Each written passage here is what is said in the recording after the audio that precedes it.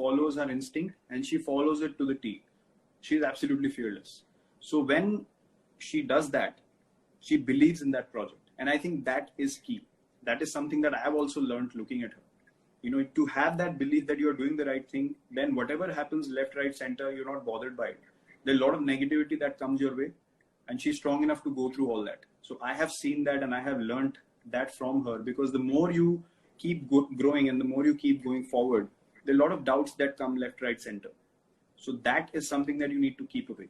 And I think in cricket, it's the same. I think the best thing is that when you have a life partner who's also working at a level of excellence, as you mentioned, in her own field, she can totally understand my mindset and I understand her mindset. And it becomes so easy to have conversations about what you're going through. You know, what is it that is making you feel good or bad, or what happened during the day that, you know, sort of mentally put you down or mentally boosted your confidence. Small conversations like that. I think when two people are on the same wavelength, those conversations are very, very easy. And as you rightly pointed out, Anushka is brilliant at what she does. You know, at her craft, she's outstanding.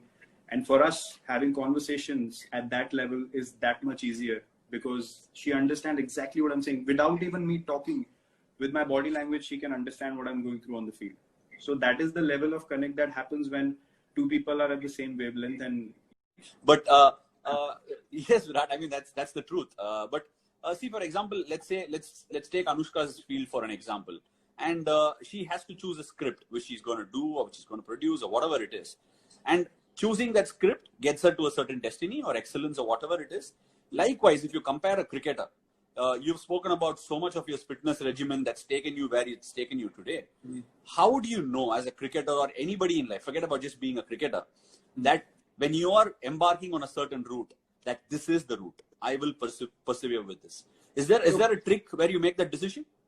Look, I would give you an example of Anushka first. Her making choices of what she wants to do as a project, as a film, as an actor, or as a producer, comes from the right place. She's a person who always does the right thing, and she follows her gut, she follows her instinct, and she follows it